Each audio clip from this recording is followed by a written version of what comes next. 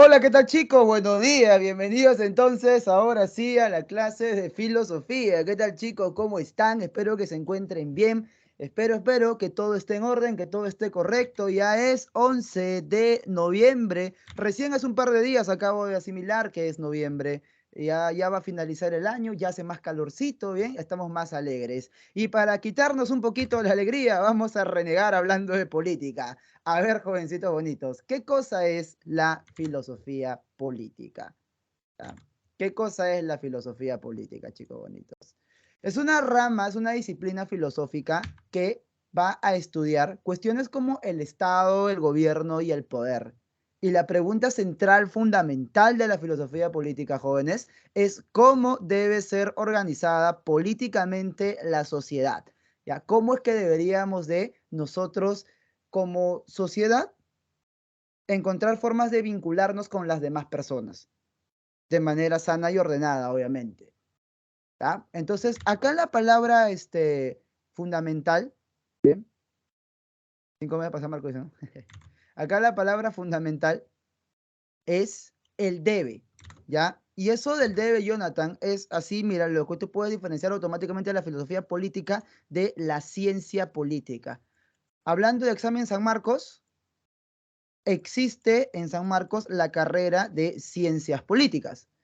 Entonces, la ciencia política, jovencitos, al igual que toda ciencia, y por eso es que le estaba diciendo hace un rato, ¿no? Mientras estaba luchando contra el demonio, que deberíamos de relacionar todos los temas, todas las disciplinas filosóficas, porque la ciencia, ¿qué características tiene en general?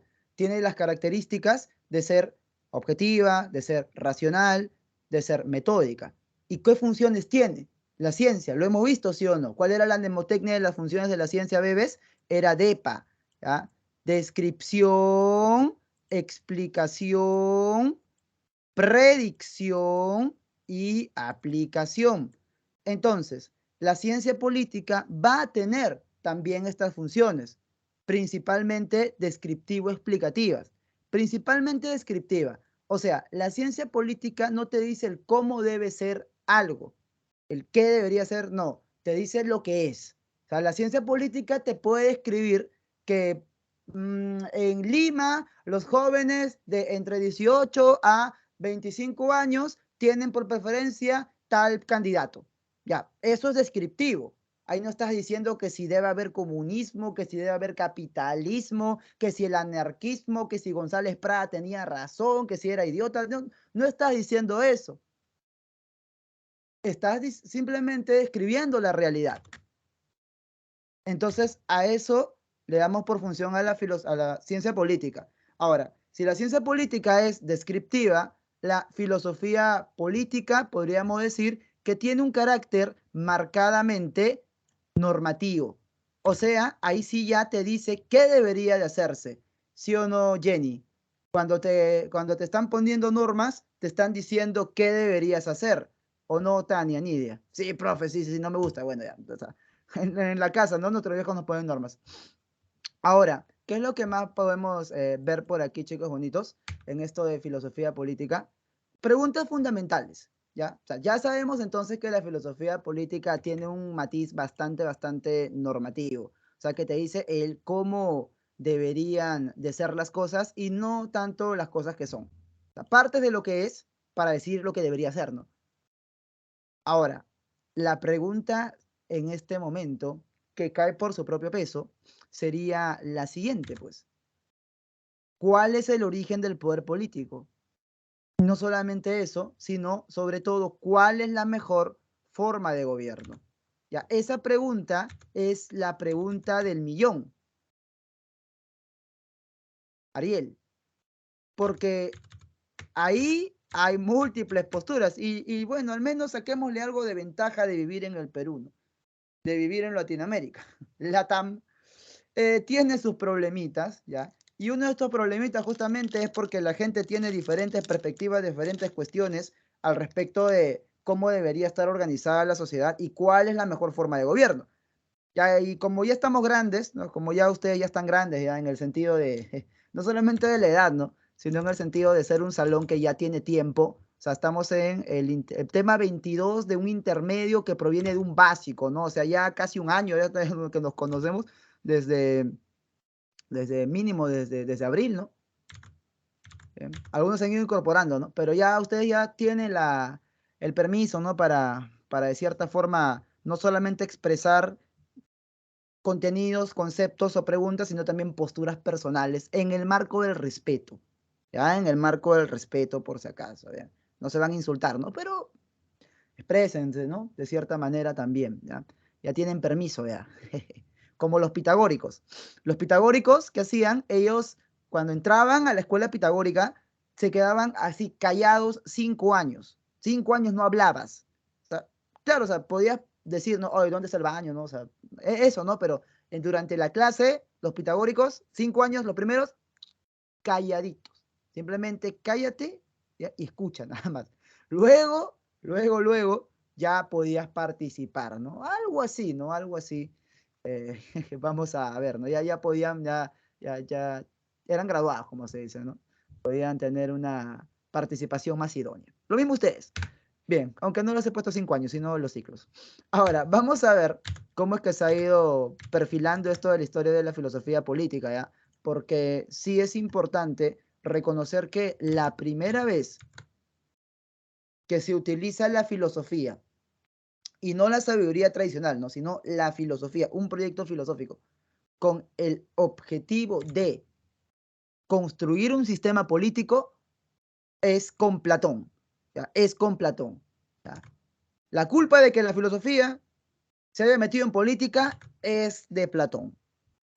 Sócrates hacía ética. La semana pasada lo vimos. Sócrates tiene un desarrollo ético. Él te dice qué es el bien, qué es el mal. ¿Ya? Ok, sí. Pero Platón toma eso ético, que es individual, comportamiento individual, y lo vuelve político. ¿Ya? Esa es ese es el avance, si quiere decirle, al aporte, no sé, la desgracia que ocasiona Platón, ¿ya? Como tú lo interpretes. Y para esto, pues hay que recordar lo que es básico y fundamental en Platón, que es la ontología. ¿Qué era, profe? La ontología es la teoría del ser. ¿Bien? La ontología es la teoría del ser.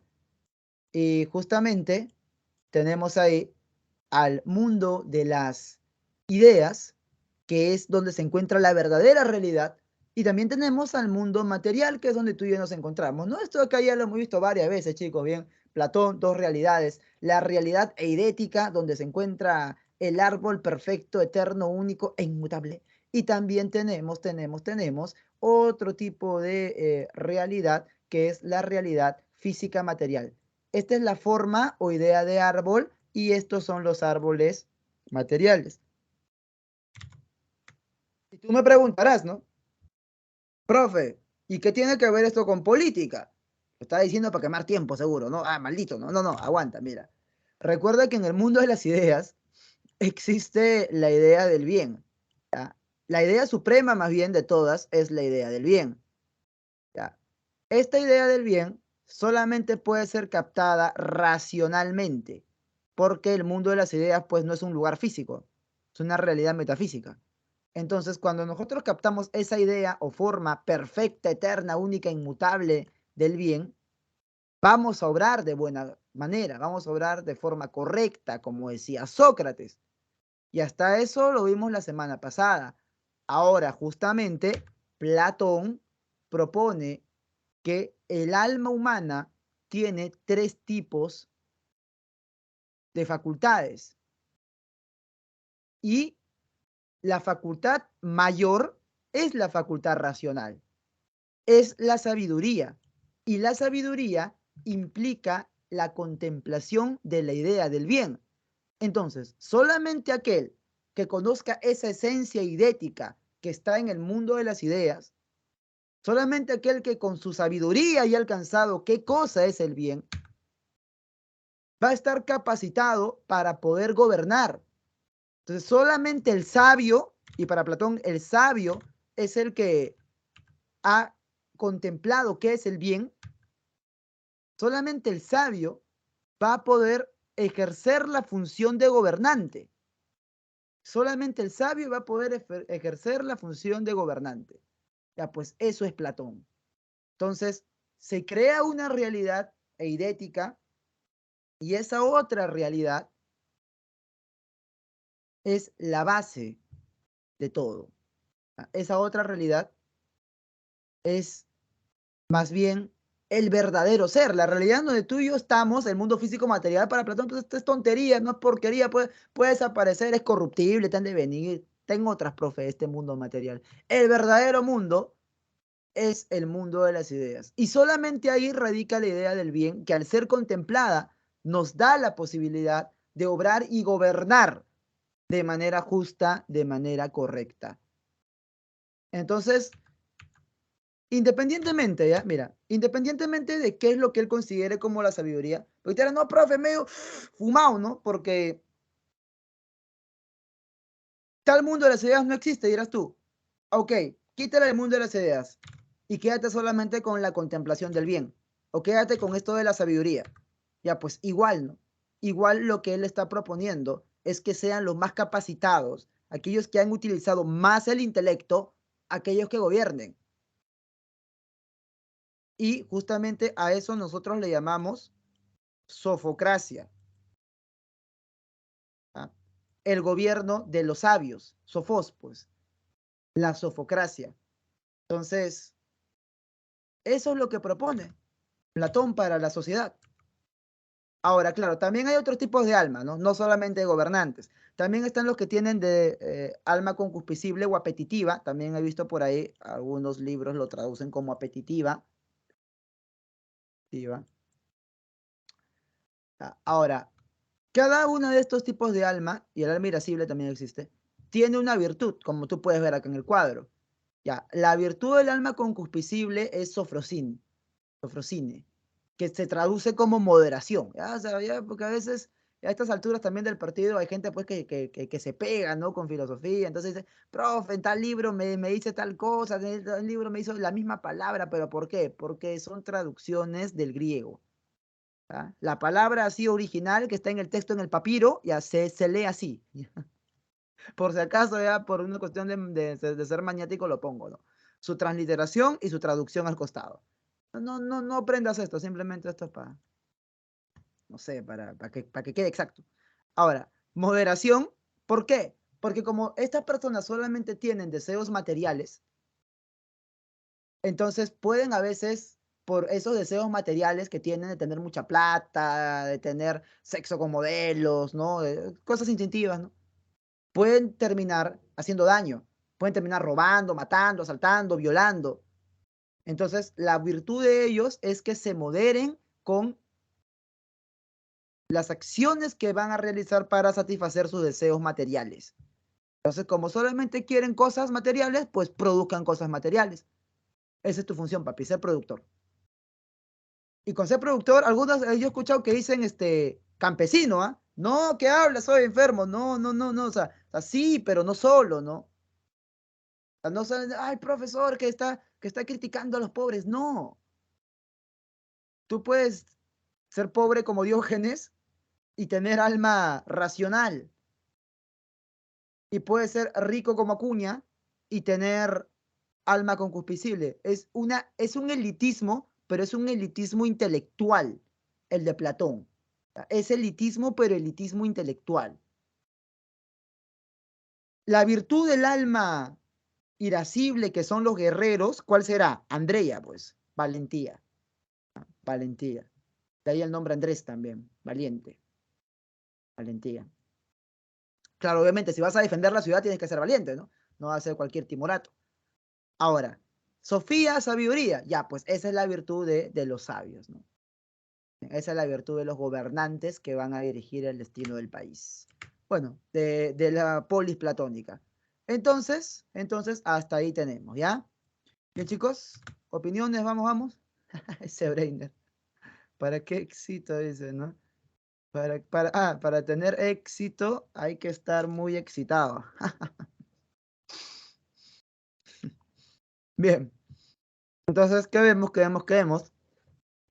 A ver, ya. Todo lo que te he narrado, bebé, todo lo que te he narrado Lo propone en este libro de la República. ¿Ya? Lo propone en este libro de la República. Ahora, la República, el libro, ¿eh? No el periódico, ese pasquín. El libro La República va a ser como que un diálogo, no de madurez en Platón, ya un diálogo cuando estaba más joven. ¿Ya? No inicial tampoco, pero sí de juventud. En cambio, las leyes ya está ya más viejo, ya está más canoso. ¿Eh?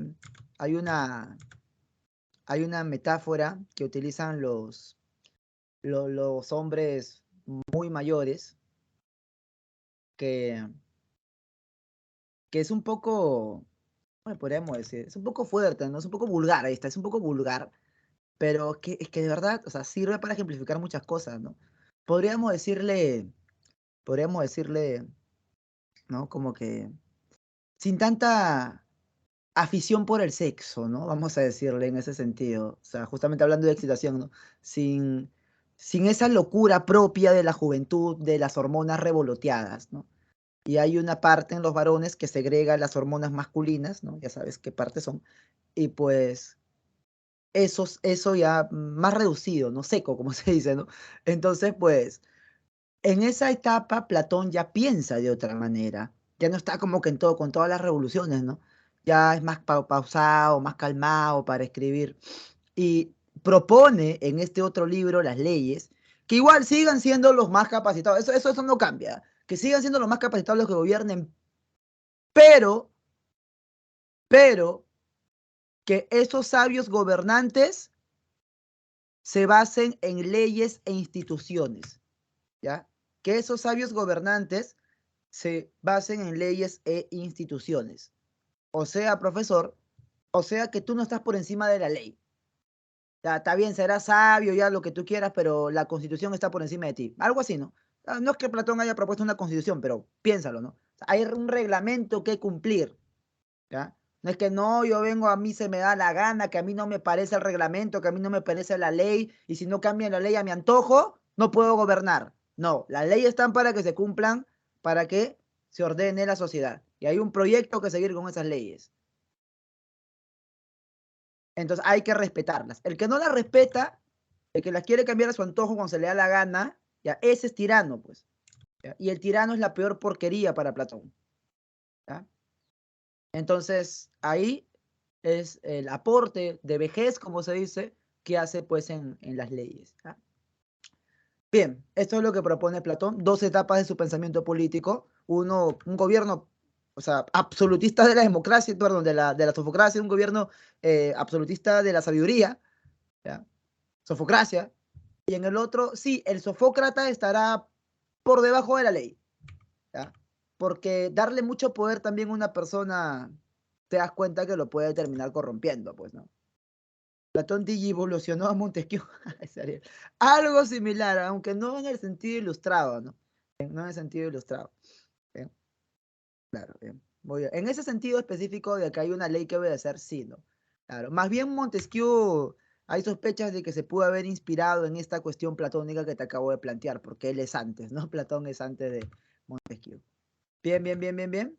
Ya, ahora sí, hablemos de nuestro queridísimo y gran amigo Ariel, Aristóteles, ¿no? Ahí están los dos Aris, almendrita, Aristóteles. Bien, para empezar, chiquitos bonitos, deberíamos de darnos cuenta de algo, ¿ya?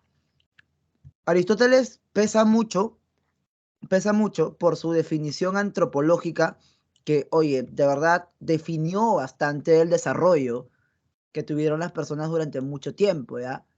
Entonces, él decía que el ser humano, ¿qué cosa es? Es un zoon politicón, como animal político, ¿ya? Animal político y racional, ¿no? Muy bien, claro. Excelente, Jonathan. Ahora, político, justamente la palabra polis. ¿Qué cosa significa polis, chicos bonitos? Profe, polis no era la ciudad-estado que tenían los griegos. Sí. Claro que sí. Polis era la ciudad-estado que tenían los griegos. Y entonces el hombre, el verdadero hombre, ¿dónde vive? Vive en sociedad, ¿ya? Y decía el mismo Aristóteles así de frío, o sea, que el que no vive en sociedad o es un animal o un dios, ¿no? O sea, o es menos que un humano o más que un humano. Entonces, todos si somos humanos, somos políticos, pues chicos. ¿Bien? O sea, nos organizamos con nuestros demás congéneres recurriendo a la palabra. Pero la palabra es palabra en tanto palabra razonada. ¿Y cómo se le dice a eso? Logos, pues. O sea, justamente, Aristóteles dice en su libro La política, justamente política, y esto me acuerdo porque hace no mucho lo leí en mi podcast con mis amigos, dice pues que el ser humano es por naturaleza social, es por naturaleza político, pero eso se refleja en el hecho de que se comunica con los demás a través de la palabra. Y justamente la palabra razonada, el logos, es aquello que lo hace político. Entonces, por eso decimos es animal político irracional. O sea, esa capacidad, justamente, de ser racional, lo hace más gregario, la palabra es gregario, o sea, que se organiza en sociedad, lo hace más gregario que incluso las abejas, que o sea, es el animal más político de todos, el más gregario de todos es el ser humano. ¿Ya? ¿Por qué? Porque usa el logos para interactuar con los otros, para intercambiar información. La palabra, en tanto palabra razonada, es racional. Y claro, ¿no? A ver, Breiner, con respeto, hemos dicho, Breiner, con respeto. Yo opino lo mismo que tú, pero bueno. Ah, bueno, aunque no has dicho quién, ya, si no has dicho quién, si no has dicho quién, pues sí, por cierto, ¿no? Si no has dicho quién, no has insultado a nadie, ¿no? Ya, ok. Los ermitaños, por ejemplo, serían en este caso semejantes a los dioses, ¿no? Y justamente de ellos critica, ok, ya, si se quieren ir, váyanse, pues, ¿no? Y sí, pero acá no regresen, ¿bien? Dice acá, usted es una forma de justificar. Y sí, claro, claro, vamos a ver eso, pues justamente a eso estaba yendo, ¿no? Ahora, aquel que no sea eh, político, Jonathan, ¿qué cosa es? Aquel que no sea político, pues no es humano. Aquel que no participe del proyecto de racionalidad que tienen los griegos, para Aristóteles, no es humano. Entonces, solamente son humanos propiamente dichos los que viven en la región de la Hélade, ¿no? Los griegos, ¿ya? Y los otros son bárbaros, pues. Y si son prisioneros de guerra, los puedes esclavizar. Los puedes esclavizar. Claro. Sí, Aristóteles diría que no existe la política, Ariel.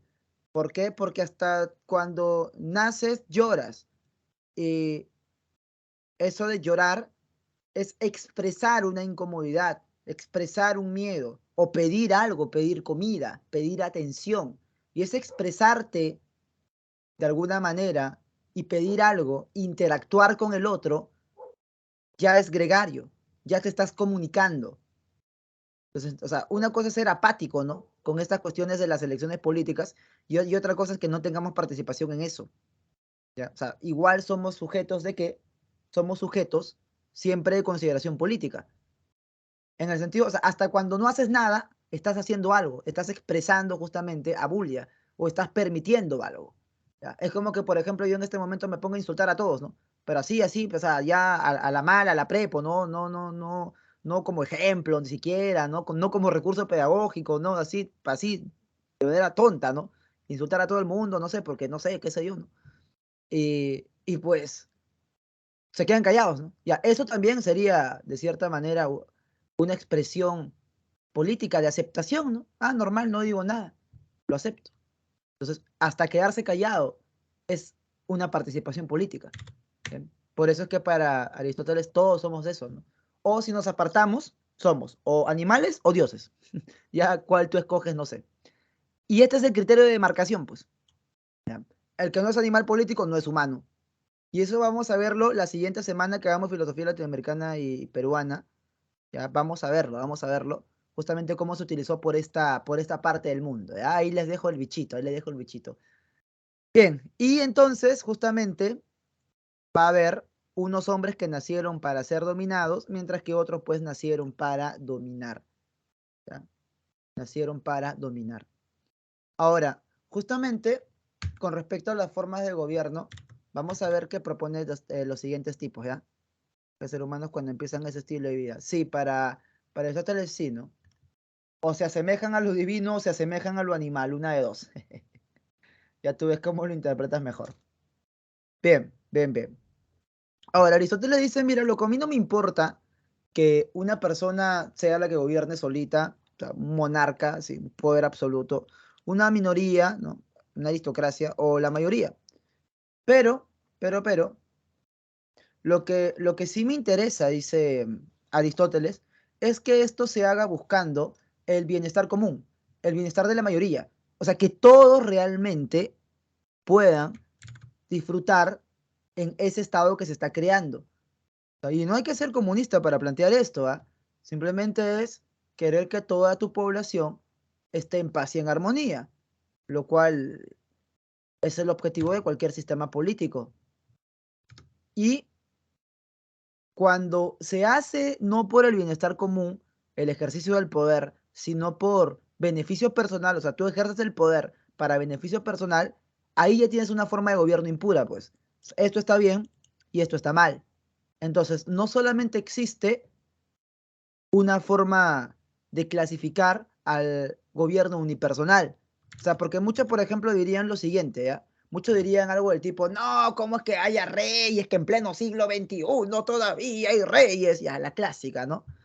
Pero Aristóteles te dice, oye, si ese rey funciona, si ese rey realmente busca el bienestar común de las personas y no le está matando de hambre, por ejemplo, o no les está engañando, o está teniendo un desarrollo correcto, pues déjalo ser, ¿no? Eso es una monarquía. Por ejemplo, las petromonarquías que tenemos en Medio Oriente. Funcionan. Entonces, ahí tenemos una forma de gobierno pura. Ahora, otra cosa es que un solo pata concentre el poder solamente para su propio beneficio y ahí sí ya tendríamos pues una tiranía. Y esto está mal. ¿Ya? Esto está mal. Ahorita vamos a ver justamente a dónde es que llega, ¿no? Entonces, pero esto puede ser, esto de la monarquía puede ser, aunque es peligroso. Es peligroso porque es fácil que el monarca se convierta en tirano, eso sí es verdad, es fácil, es fácil. Sí, mira, volviendo a la ilustración, o sea, si a Robespierre le pasó, a cualquiera le puede pasar, ¿no? Entonces, vamos a ver ahí que no es tanto algo malo, ¿no? Un ejemplo de esto que yo siempre pongo es el ejemplo entre el Inca, por ejemplo. O sea, comparamos, ¿no? Pachacútec o cualquier Inca. Ya. Ellos tenían una forma de gobierno unipersonal o que había alguien por encima del Inca. Oye, el Inca era democrático. El Inca era democrático, Jonathan. El Inca no era democrático, ¿ah? Tanto que ahora, ¿no? Se añora el pasado indígena, de, ¿no? De que esto que lo otro, que somos incas. Hablamos español y pensamos con conceptos europeos, pero tenemos sangre mestiza. Eso lo vamos a hablar otra semana, ¿eh? Vamos a hablar de eso, pero tanto que se habla de eso. Oye, el Inca no era democrático, ¿ah? El Inca no era elegido por sagrado voto popular. Pero se sabe pues que el bienestar de la población era cuidado. Había comida, ¿no? En ciertos lugares, cuando había sequía, igual mandaban de otro lado, pasaban así. Entonces había una cooperación. Y pues eso está bien. Es un buen monarca, pues. Otra cosa es que se te venga el tirano. ¿Eh? Ahí está, ahí está. ¿Eh? Ah, ya, claro, claro, claro. Eso que eran dos, no, pero o sea, sí, claro, el Inca, ¿no? Y aparte, el Zapa Inca, siempre hay uno, pues, y aparte el que está a su costado, ¿no? Claro, no está, tampoco es una especie de gobierno dual, pero como que está ahí, poquito ya que lo va a suceder, ¿no? O sea, sí, va tomando poder, ¿ya? Pero, o sea, digo, ¿no? Ellos eran que por elección personal al interior de la prole o de la misma panaca. No era pues que había una OMPE, ¿no? En el Tahuantinsuyo, un jurado nacional de elecciones, o un Salas Arena, o un Corbeto que manipule. No había eso, ¿no? No había democracia. pero funcionaba. Entonces Aristóteles hubiera estado de acuerdo con eso. Otra cosa es Luis XVI, por ejemplo. Que siempre que me escuches hablando de Luis XVI me vas a escuchar renegando porque es un inútil incapaz de porquería.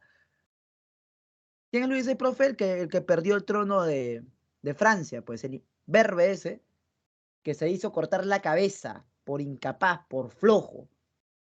Nada que ver pues con su tío Luis XIV, con su tío, con el antecesor, con el abuelo Luis XIV. Esa era otra cosa. Entonces, profe, lo que está bien es la forma de gobierno pura. Y así también tenemos aquí la aristocracia. No, la aristocracia, que 200. Oye, bueno fuera que el Perú tuviera una aristocracia, porque la palabra aristo significa los mejores. Y cracia, mando. Es el mando de los mejores. En Perú lo que hay es oligarquía, probablemente. ¿Ah? Inglaterra tiene aristocracia. Muchos dicen, oh, pero ¿por qué existen los nobles? Porque les funciona. Por eso existen. Y justamente en Aristóteles hay el criterio para las cuestiones prácticas son los hechos. O sea, papi, tú puedes tener una teoría así muy, pero muy, digámosle, hermosa en tu cabeza, ¿ya? Hermosa en tu cabeza, pero si al aplicarse en la realidad no funciona, ¿ya? No funciona, pues lo siento por tu teoría, pero la realidad la ha refutado. Bien, entonces ahí tú tienes bastante que analizar, ¿no? Bien, con respecto a esto de la política. Yo puedo tener muy buenas ideas, muy buenas intenciones, cosas que suenen muy bonitas en el papel, pero si al aplicarse no funcionan, Aristóteles diría, eso es una tontería. Ahora acá me dice el caso de Oliver Cromwell. Oliver Cromwell. Este pata no era inglés, ¿sí? Sí, me suena esto de acá, este nombre, ya estoy un poco oxidado en estas cuestiones. Em, a ver, ¿qué sería de este inglés lo relevante? Que pasa que esta figura es una figura un poco contradictoria, ¿no? O sea, llega un punto en el que tiene, creo que, más poder que el propio rey. ¿Ya? Ahora, lo que me ayudaría recordándome es que si Cromwell llegó o no llegó a autocoronarse por ese poder que había acumulado. ¿Bien? Y ahí en base a eso lo podemos analizar. O sea, porque hay un montón de personajes históricos, ¿no? Napoleón, Genghis Khan, Alejandro Magno. Napoleón y Alejandro Magno son mis favoritos personalmente, ¿no? Bien, entonces, la oligarquía es cuando unos poquitos gobiernan solamente para sí mismos, ¿ya? Y esto está mal. La democracia es cuando una mayoría, porque en esta época ya habían partidos políticos, llega al poder, llega al poder y ejecuta acciones para todos. O sea, no solamente para ellos, sino para todos, incluidas pues aquel grupo reducido de personas que pueden tener por ahí quizás mejor condiciones económicas, ¿no? No solamente ellos. Pero cuando llega al poder un grupo de personas elegidas por otro grupo grande de personas, y este grupo que llega desde la cabeza, el segundo mando, también los primos, los sobrinos, la esposa, los ministros, secretarios, todos llegan a parasitar el Estado como sanguijuelas, ¿ya? Ahí tenemos demagogia. Y esto de la demagogia es la peor forma de gobierno que puede existir. Recuerda, Aristóteles, ¿qué propone? Aristóteles propone el justo medio, no irme a ninguno de los dos extremos. Entonces tenemos aquí una forma de gobierno unipersonal, pues un extremo, una forma de gobierno de la mayoría, es otro extremo, entonces lo ideal sería aquí. Está bien la monarquía, está bien la democracia, pero lo mejor sería una aristocracia, ¿ya? Un grupo de personas que tengan características aptas para el gobierno. ¿Sí? Carlos dice, no escuché, Luis 16, ¿no? Demagogia mi Perú, dice. Bueno, ya ustedes identifiquen con qué venga cada cosa, ¿no? No sé, yo a veces pienso en una cosa, estoy pensando en Francia, como dicen, ¿no? Estoy pensando en quizás también en Bolivia. Ahora mucho pienso en la política argentina. Me he pegado con la política argentina, ¿por qué? Porque me permite entrenar mi capacidad de análisis lejos de apasionamientos. No te digo que tú lo hagas, yo lo hago porque ya, pues yo no estoy ahorita postulando a la universidad, tengo muchas responsabilidades, pero ese es mi relajo, ¿no? Yo ya puedo tener relajos. Entonces, analizo la política argentina porque como no es mi país, entonces me permite hacer un análisis extrapasional, ¿no? Más racional, o sea, más, digamos, más pausado también, ¿no? Más objetivo, más imparcial. Me he pegado en eso. Bien, entonces, hablamos pues de Nicolás de Maquiavelo, chicos bonitos, ¿ya? Hablamos de Nicolás de Maquiavelo, ¿bien? No duele, dice, ¿no? Hay diferencia entre aristocracia y oligarquía, Carol. O sea, a nivel conceptual sí la hay. Que la gente no lo use es otra cosa. ¿Ya? A nivel conceptual sí la hay. Por ejemplo, pues allá, esto sería un ejemplo que yo pongo, no es que sea la verdad, ¿no? Pero si a mí me pides un ejemplo actual de aristocracia, sería la aristocracia inglesa, ¿ya? Porque ahí los nobles tienen la obligación, por ejemplo, de ir a la guerra. Las casas reales, chicos, han acumulado años de experiencia. Las casas reales, estos nobles, no solamente lo son y ya, solamente conozco, ay, solamente viven como parásitos, no, no, también tienen funciones, se les exige cosas a ellos. Tienen conocimientos que han guardado de generación en generación. Es como que, por ejemplo, si tú vas a ser doctor, desde hace 10 generaciones, tu familia son médicos. Entonces, el abuelo, el abuelo era médico. Y todo ese conocimiento concentrado se va filtrando cada vez más a las siguientes generaciones. Y ya, va saliendo cada vez cosas mejores. A ellos les funciona, por eso son un país dominante. Son un país colonialista. ¿Ah? Pero en otros casos, tienes un grupito de patitas que se organizan solamente para saquear, ¿no? Y como son pues ellos los que tienen el poder, somos chéveres, pues eso es oligarquía, ¿no? La TAM, básicamente. Bien, bien, bien, bien. Tenemos ahí eh, a Nicolás de Maquiavelo. Ahora, mucho se dice de él, ¿no? Que es apócrifa esa frase de que el fin justifica los medios. Y sí, él no lo dijo tal cual, pero se puede utilizar para resumir bien su pensamiento, ¿ah? Porque mira, él tiene dos etapas, ¿ya? Igual, ¿no? O sea, dos etapas en su pensamiento político, igual que Platón. El príncipe y los discursos sobre la primera década de tu libro. ¿Ya? Los discursos. El príncipe y los discursos. Mira, pasa que cuando Nicolás de Maquiavelo crea su teoría, él dedica su teoría a el gobernante de su época. Ahora, ¿qué es lo que pasa, profe? ¿Qué es lo que él propone?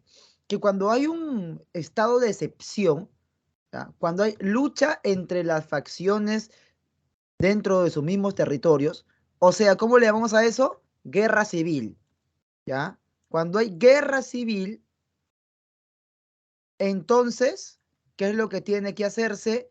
Lo que haya que hacerse, ¿ya? Lo que sea necesario para restablecer el orden al interior de una sociedad, ¿ya? Lo que haya que hacer.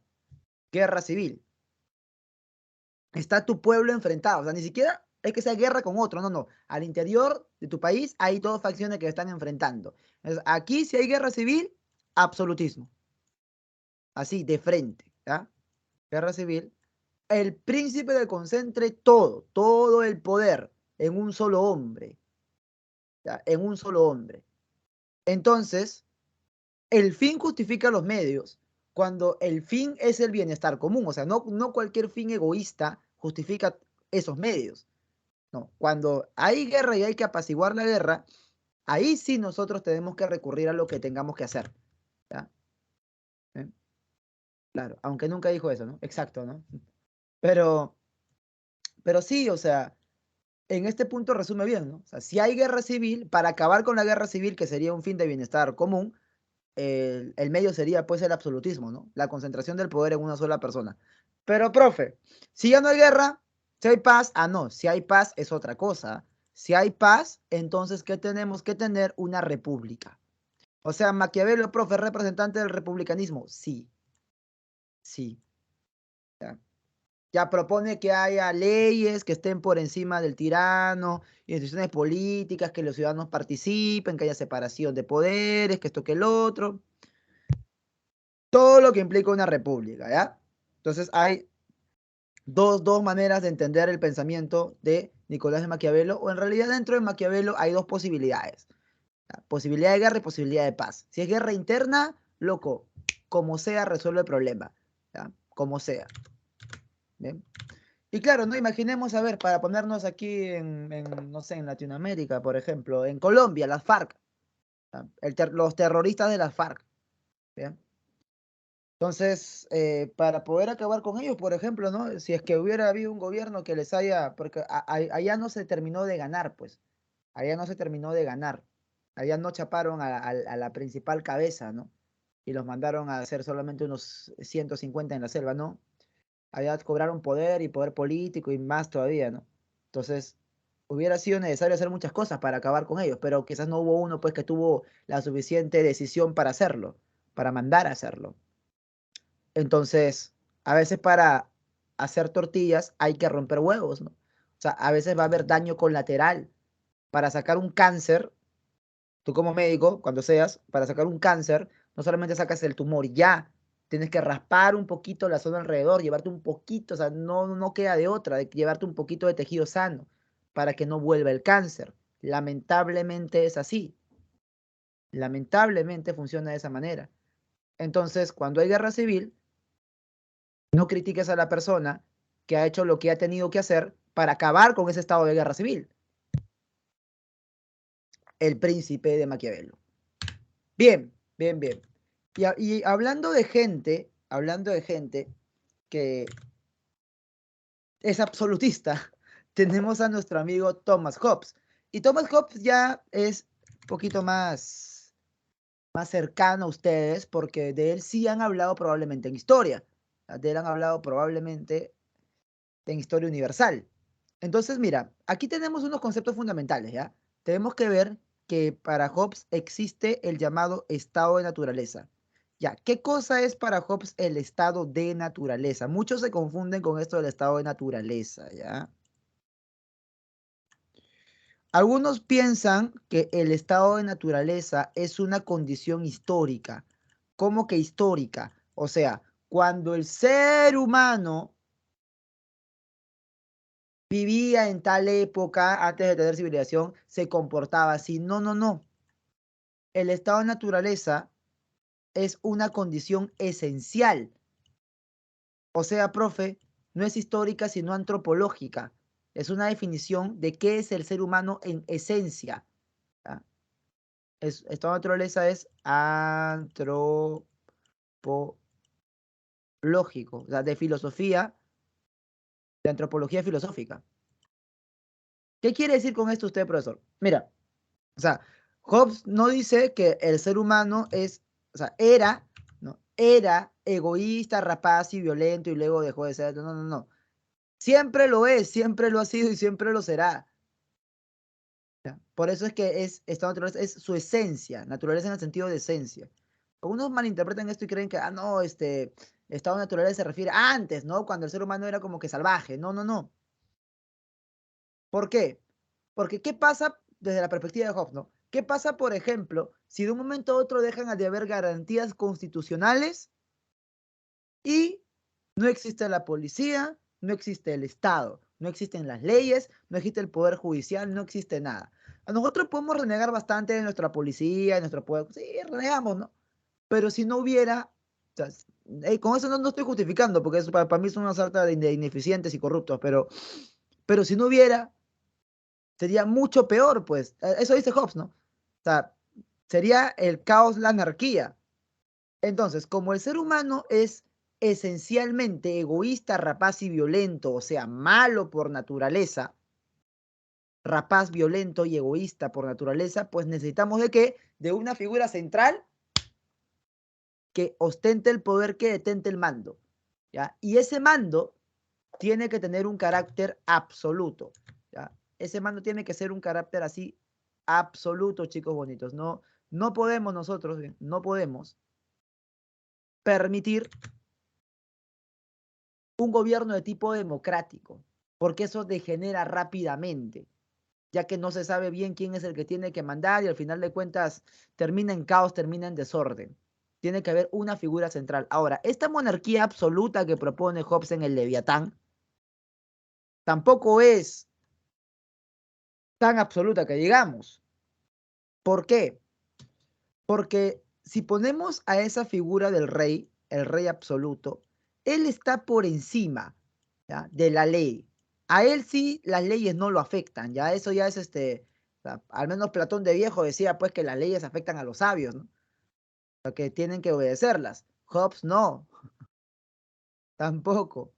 Entonces, profe, ¿qué fue? Hace lo que se le da la gana con tal de que eso sea para organizar uno, pues, ¿no? Y quien lo va a fiscalizar a él directamente va a ser la misma población. ¿Por qué? Porque él tiene que dar seguridad. ¿Ya? Para evitar que haya ese caos, él tiene que dar seguridad. ¿Y esa seguridad qué implica? Ordenar, organizar bien la sociedad. Y si él no cumple esto, pues está siendo no virtuoso y automáticamente se le puede hasta cortar la cabeza. O sea, no es que el rey sea rey, no, ya es rey ya y ya, ¿no? Así sea un vago de porquería, no. O sea, es monarquía absoluta para cumplir con un objetivo, ¿ya? Para cumplir con un objetivo. O sea, no hay leyes específicas, él puede hacer lo que tenga que hacer, pero si es que no cumple esa función esencial de mantener el orden, pues pierde su razón de ser el reino. Y si pierde su razón de ser, que pierda su ser, su existencia, o sea, la vida. Bien, bien, bien, bien, bien. Ah, ¿qué son las milicias ciudadanas? Ejércitos no regulares. O sea, básicamente civiles armados, ¿eh? Civiles armados que van a poder luchar en estas guerras civiles, ¿no? O sea, no importa, ¿no? Paramilitares, por ejemplo, en este grupos paramilitares, ¿no? Que mejor no te cuento porque van a decir que estoy haciendo propaganda a cierto presidente de los 90. Bien, Thomas Hobbes. Y ahora lo contrario a Hobbes es Juan Jacobo Rousseau. ¿Bien? Buena pregunta, Ariel. Necesariamente la condición sería, necesariamente la condición sería que el rey no haya cumplido la función que se le dio de organizar bien la sociedad. Ese es el único motivo. Ese es el único motivo. O sea, porque el poder absoluto cumple esa función de brindar la seguridad, de aplacar a esa bestia. Y si el rey no tiene la capacidad de aplacar a sus propios, pues tampoco con ciudadanos, pues ya no, ahí sí de qué estamos hablando, ¿no? Pues solamente en ese caso, pero sí. Ahora, Juan Jacobo Rousseau es lo contrario. O sea, Juan Jacobo Rousseau es lo contrario a Thomas Hobbes. ¿En qué sentido, profesor? En el sentido de que él concibe al ser humano como naturalmente bueno. Hobbes dice que es naturalmente malo, y porque es naturalmente malo hay que con palo ordenarlo.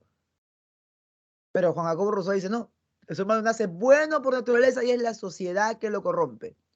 Entonces nosotros renunciamos a nuestro derecho a participación directa porque somos muchos y ¿qué hacemos? Elegimos democráticamente a nuestros representantes. ¿Ya? Entonces nos elegimos entre iguales porque somos iguales, diría Juan Jacobo Rousseau, y ese va a ser el que manda, el que ejerce el gobierno, ¿no? Una democracia de tipo representativo. ¿Y de dónde va a emanar el poder? El poder va a emanar de la voluntad popular. ¿Ya? Recuerda, ¿ya? El poder emana de la voluntad popular. O sea, jóvenes, democracia. Pues, democracia. Y Juan Jacobo Rousseau, de cierta manera, eh, nos propone pues un gobierno republicano, sí. Y dicho sea de paso, es uno de los principales portaestandartes de este famoso lema de la Ilustración: libertad, igualdad, fraternidad, gran parte de los estudios de los escritos de Marx se van a asemejar a las teorías propuestas por Rousseau, ya que Rousseau también propone que la propiedad privada genera maldad en el corazón de los hombres. ¿Ah? La propiedad privada genera maldad en el corazón de los hombres. ¿Ya? Eso ya es algo que se va acercando, ¿no? A eso de la abolición de la propiedad privada. Bien, pero lo central, mira, sí, acá ustedes en el material que dicho sea de paso ya les corregí, ¿ves? Al menos creo que voy a copiarlo. Bien. Ah, no. Acá sí hubo un desfase, ¿ya? Bueno, ahorita justamente ya les voy a terminar de pasar, que se los voy a subir. Ahí está, acá sí. Justamente en ese material van a ver esta pregunta, ¿ya?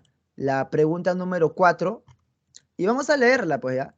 Dice lo siguiente, mira, vamos a leer a Rousseau, y acá justamente les digo que le estoy poniendo muchos textos, o sea, para que ustedes mismos lean a Rousseau, ¿ya?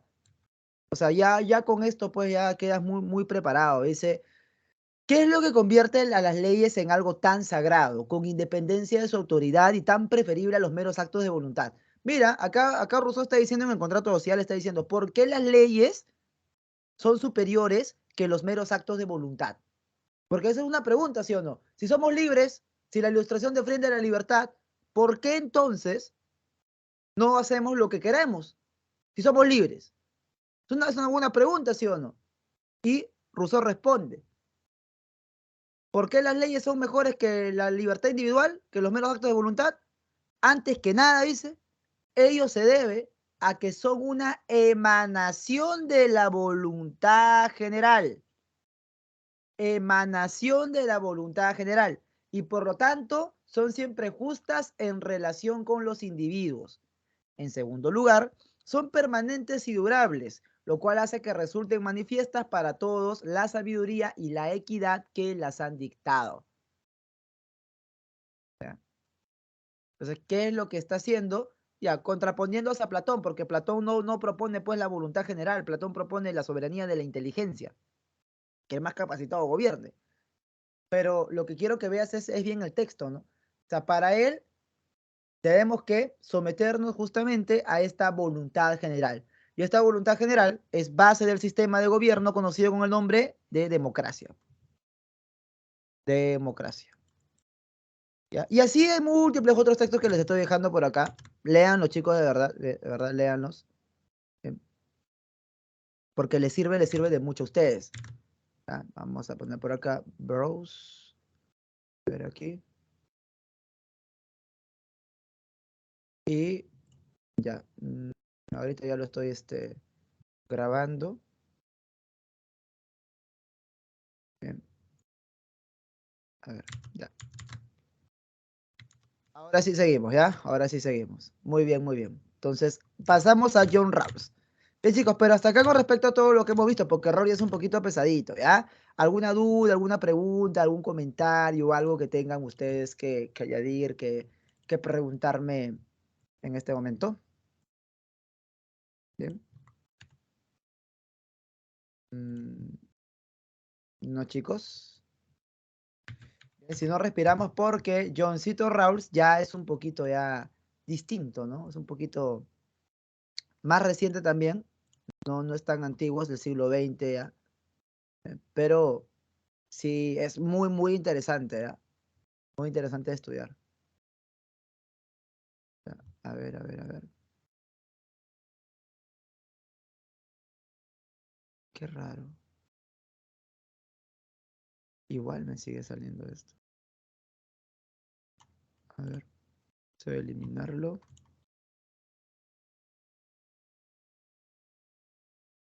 C22, grabar.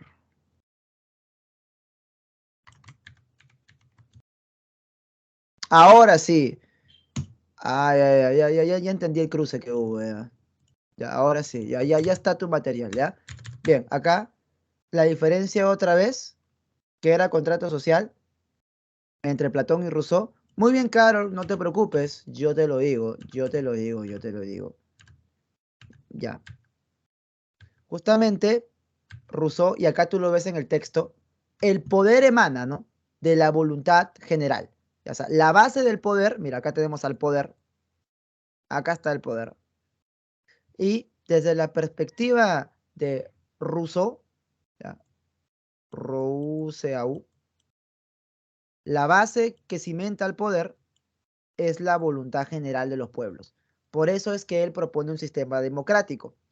En cambio, desde la perspectiva de Platón, es la soberanía de la inteligencia. Así se le llama, ¿ya? Voluntad general, y el otro es soberanía de la inteligencia. Y esto acá también se va a utilizar la semana que viene. Cuando yo te diga soberanía de la inteligencia, ahí tú te das cuenta que estoy hablando de que Platón creía que el más capacitado tiene que ser el que gobierne. Ah, ya, y esta frase, contrato social, chicos, hace referencia a un acuerdo tácito para que la sociedad funcione. O sea, profe, ¿cómo así? La manera en la que nosotros nos organizamos, la manera en la que nos hemos puesto de acuerdo para estar en la sociedad. Pero, profe, yo no he firmado ningún contrato. Claro, no es un contrato que tú hayas firmado. Pero en tanto que vives en esta sociedad, aceptas las reglas del juego, ¿ya? Si quieres, las reglas del juego social, ¿no?, el contrato social, el cual uno firma cuando nace, dicho sea de paso, ¿ya?, porque has nacido en esta sociedad. Entonces, Rousseau propone justamente un contrato social basado en la voluntad general de los pueblos, basado en la democracia. ¿Bien, chicos? Bien, bien, bien. O sea, Rawls cree en las convenciones, dice, eso de dar tu libertad por tu seguridad. A ver, a ver, a ver. Dar tu libertad, no, más bien, ese sería Hobbes, ¿ya? Ese sería Hobbes, ¿ya? Antes que Rawls sería Hobbes. Rawls sacrifica otra cosa. Rawls no sacrifica la libertad. El que sacrifica la libertad es Hobbes. Rawls sacrifica la igualdad, ¿ya? Vamos a verlo esto de acá. Bien, Yesenia, ahí está el velo de la ignorancia. Muy bien. Ya, a ver, ¿qué tenemos que saber? Escuchen. Para empezar, el estado de naturaleza, o sea, la definición de ser humano que va a plantear Rawls, no es ni histórica ni tampoco antropológica. O sea, él no te va a hablar de una esencia del ser humano, ¿ya? Él no te va a poner como Hobbes decía el ser humano. O sea, Hobbes parte, ¿no? Hobbes empieza su teoría diciendo que el ser humano es malo por naturaleza y por esto absolutismo. Rousseau también, el ser humano es bueno por naturaleza, esencialmente bueno, y por eso democracia. En cambio, John Rawls no te plantea una esencia, o sea, no es ni histórico el estado de naturaleza, ni tampoco antropológico, sino es un escenario hipotético, como así una especie de experimento mental. Escenario hipotético. Ya, este experimento mental, ¿ya?, es de la siguiente manera. Mira, este es el escenario hipotético y a mí me gusta esta forma de razonar que tiene Rawls, poquito extraña, pero que funciona, ¿ah? Para poner ejemplos. Mira, te dice Rawls, ya, imaginemos lo siguiente, dice, ¿ya? A ver, ya que queremos encontrar justicia, porque la teoría de Rawls es la teoría de la justicia, ya que queremos encontrar justicia en la sociedad, entonces hagamos lo siguiente, ¿ya? Mira, ¿por qué mejor nos sentamos en una mesa, te dice, a los representantes de los múltiples sectores sociales que existen?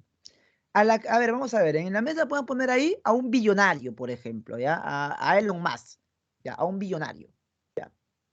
Podemos poner también, acá hay 6 representantes, ¿ya? A un millonario, ¿ya? Muy bien. Podemos poner por aquí a una persona, ¿bien?, de clase media, ¿ya? A una persona de clase obrera, ¿ya? ¿A quién ponemos por acá? A un estudiante y a un mendigo, ¿ya? A un estudiambre y a un mendigo. A un estudiante universitario de San Marcos de segundo año y a un mendigo. No sé cuál es más pobre, pero bueno. Entonces vamos a ver ahí la pregunta fundamental, que sería, oye, ¿qué propondría cada uno de ellos para la sociedad? El billonario probablemente propondría, él diría, no, a mí no me cobren impuestos porque yo ya doy mucho trabajo para la sociedad. Más bien, quítenme los impuestos para seguir creando trabajo. Ah, mira. El millonario más bien diría, no, oye, cóbrale impuestos al billonario, no, él tiene mucho, yo todavía estoy creciendo, diría él, no todavía, así yo doy empresa, o sea, tengo, pero mi empresa no es tan grande, ¿no? El de clase media diría, como él es quizás profesionista, ¿no? Empleado muy bien pagado, pero empleado al final de cuentas, diría pues, no, que tienen que dar, no sé, 6 meses de vacaciones, que la jornada laboral tenga 4 horas nomás, porque él es trabajador, ¿no? El otro, ¿cuál era? De la clase obrera. Diría, no, no, cóbrenle al de clase media impuestos, clase al millonario. Entonces, te das cuenta que cada uno jala agua para su molino. El mendigo diría, no, quítenle plata, no, y denme a mí, porque yo soy pobre. El estudiante diría, gasten todo en educación, porque somos el futuro del país. Entonces, el resumen de esto es que todos van a actuar egoístamente. El resumen de esto es que, al final de cuentas, cada quien va a proponer cosas que le beneficien a él mismo. Entonces, ¿qué es lo que podemos hacer? Lo que podemos hacer, dice Rawls, es agarrar a estas personas, o sea, por eso te digo que es un escenario hipotético, un experimento mental, no es que esto haya pasado o pueda pasar, ¿no? Las agarramos y las cubrimos de un velo de ignorancia. Velo de ignorancia. Ignorancia. Ya. Y tras este velo de ignorancia, los volvemos a centrar en la mesa. ¿Qué significa, profesor, el velo de ignorancia? O sea, borrarles la memoria y que nadie sepa quién es. O sea, que ignoren por completo quiénes son.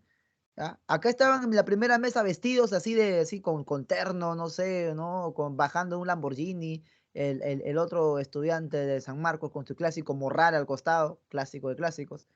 Bien. Y aquí ya no, todos están vestidos de la misma manera y nadie sabe quién es quién. Ahora, ¿qué cosa propondrían en ese escenario? Porque tú no sabes, ¿no? Capaz propones, maten a los billonarios, malditos sean los billonarios.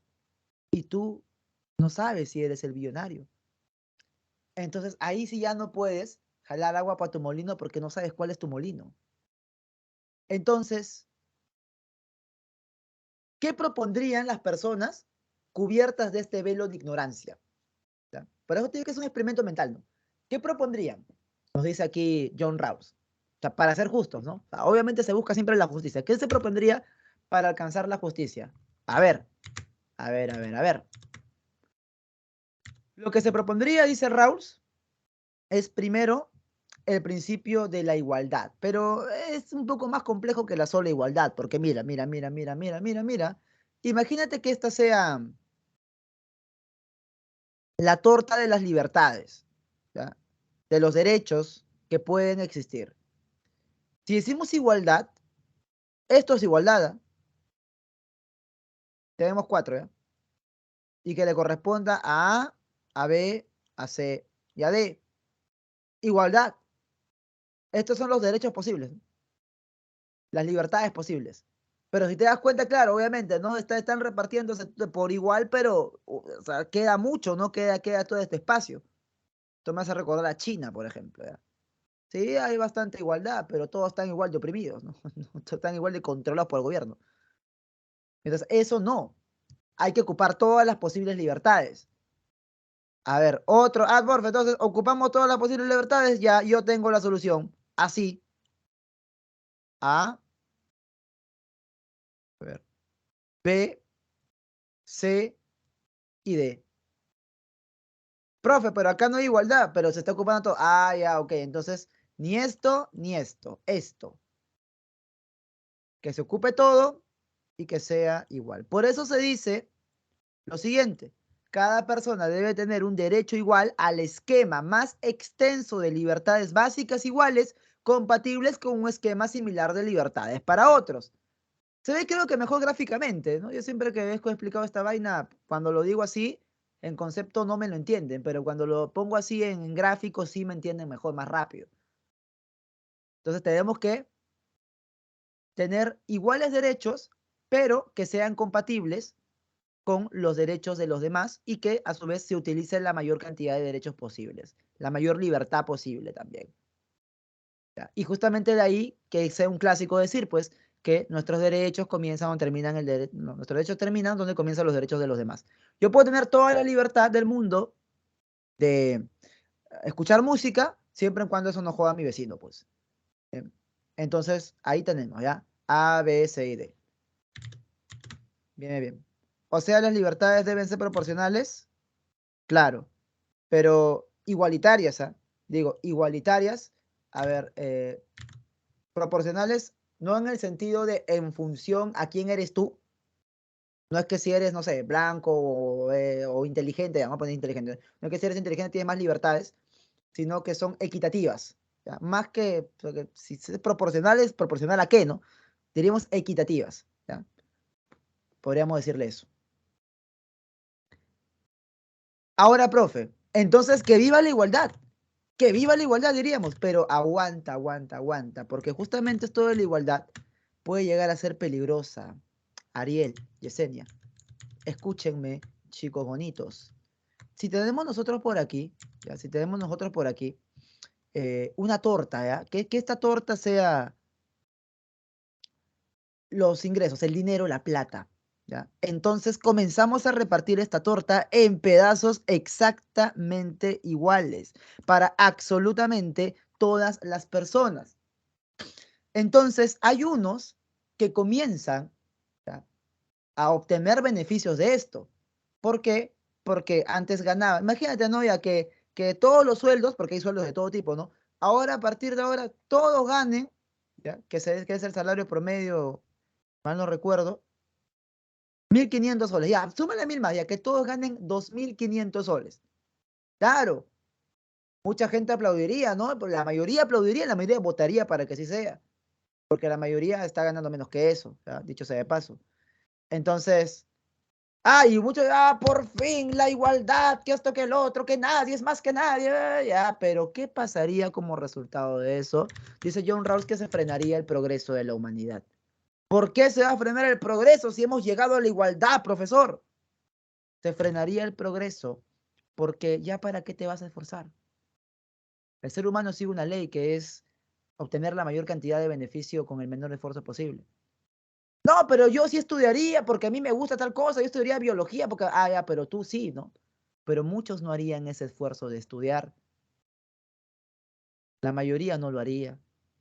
Si igual va a ganar lo mismo, sea que se queme las pestañas 15 años para llegar a ser neurocirujano, o sea que se rasque la panza todo el día y no se esfuerce nada, igual va a ganar 2.500. Entonces eso frena el progreso. Aparte, ¿para qué voy a matarme investigando? ¿Para qué voy a matarme haciendo un invento? ¿Para qué voy a matarme haciendo si al final no voy a obtener un beneficio de eso? Si al final eso no me va a servir para darle un mejor futuro a mi familia, para comprarme libros más bonitos, igual voy a siempre ganar lo mismo. Entonces ahí está el detalle, que eso de la igualdad puede terminar frenando el crecimiento económico y la productividad de un país. Y ahí tú tienes justamente que escoger entre la desigualdad o la igualdad, porque la desigualdad va a generar competitividad. Ahora, tenemos entonces dos posibles escenarios. Un escenario A, en el cual, por ejemplo, ¿ya?, el más pobre vive con 25 unidades monetarias al día. ¿Ya? 25, no sé, unidades monetarias, vamos a llamarle. ¿Ya? No quiero decir una moneda en específico. ¿Ya? Luego, pues hay de más, ¿no? Hay de 30, hay de 50, hay de 200, hay de 1.000, ¿no? 2.000, hay de 10.000, ya, y así sucesivamente, al día. Maldito profe, el de 10.000. Pero estas desigualdades permiten que este sistema, diría Rawls, sea mejor que este otro sistema B, donde todos son iguales y como buscando eso se ha frenado la productividad, entonces todos van a terminar siendo iguales, pero igual de pobres y viviendo con 3 unidades monetarias al día, 3, 3, 3, 3, 3, 3.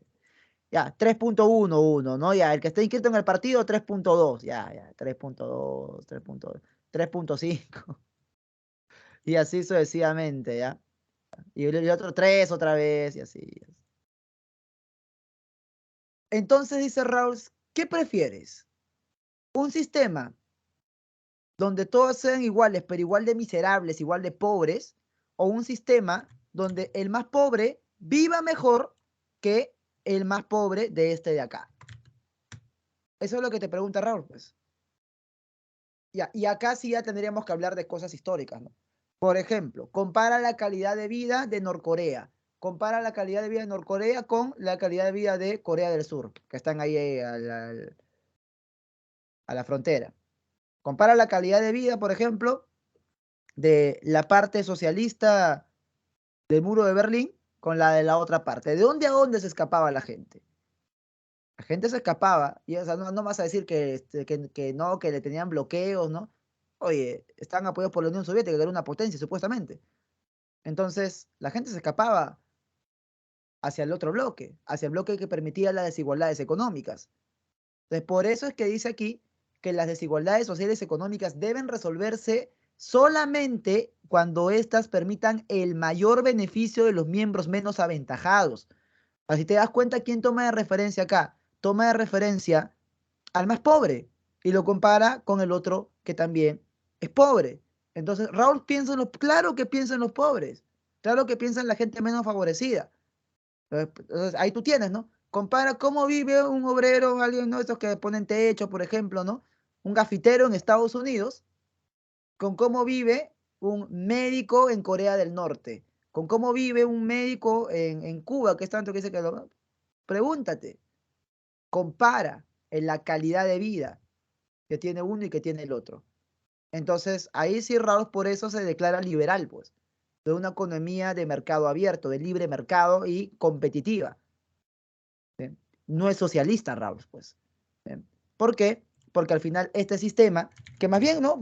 Que más bien ahora Raúl te diría, ¿no? Que te han hecho creer toda la vida que defender el liberalismo económico, que es la base del sistema capitalista, no sé, que te hace estar en contra de los pobres y a favor de los ricos. Pero él está tomando de referencia a la persona que gana menos, ¿no? Este que gana menos en el sistema A le va mejor que el que gana que el del sistema B. Entonces, por eso que si vamos a tolerar la desigualdad, si vamos a sacrificar la igualdad, que sea en beneficio de los menos aventajados. Ahora, obviamente, qué ideal sería un sistema donde todos ganen 1000, ¿no? Pero se ha intentado y la realidad nos ha dicho que no se ha podido. Ahora, estos cargos y puestos que me van a permitir acceder quizás a esto de 200, ¿no? Algo más, tienen que estar abiertos para todos, ¿ya? O sea, sí tiene que permitirse la movilidad social. O sea, justamente la justa igualdad de oportunidades me permite la movilidad social. Que la gente, con su sacrificio, con su esfuerzo, puede haber nacido en un cerro, no importa. Puede haber nacido en el lugar más recóndito, pero puede llegar lejos por su capacidad. ¿Ya? Movilidad social. Sin discriminación. Nada que porque eres cholo, que porque no, es sin discriminación. Nada que porque que esto que el otro, no sé, no vienes del Callao, por ejemplo, y no hay que darle chamba, no. Se permite la movilidad social, justa igualdad de oportunidad para todos. ¿Ya? O sea, también se opone a la discriminación, dicho sea de paso, por sexo, por género, por religión, por ideología política. O sea, todos tienen que tener las mismas oportunidades, pero no los mismos resultados. Bien, chicos, eso es lo que nos dice Johncito Raus. Hasta acá, igualdad por equidad, dice acá, claro, igualdad por desarrollo, ¿no? Claro, claro, en ese sentido, ¿no? En ese sentido, sí. Pero acá si te das cuenta, hay meritocracia más que equidad, ¿ya? Meritocracia más que equidad. O sea, sacrifica la igualdad para que la sociedad pueda progresar y desarrollarse gracias a la meritocracia. En que cada quien tenga la oportunidad de realizar su propia movilidad social, pues, ¿no? Y quien no, pues lamentablemente, igual seguirá viviendo mejor que aquel que está en ese sistema que se pretende igualitario, pero al final de cuentas termina generando más destrozos que otra cosa. Bien, chicos, hemos llegado al final de su clase. Bien, nos vemos pues la próxima semana para hacer filosofía latinoamericana y peruana, ¿ya? Ahí vamos a también debatir de muchas de estas cuestiones. Bien, conmigo hasta aquí. Igual les dejo material adicional en su diapositiva. Nos vemos la próxima semana. Se me cuidan. Muchas gracias y ya hasta pronto.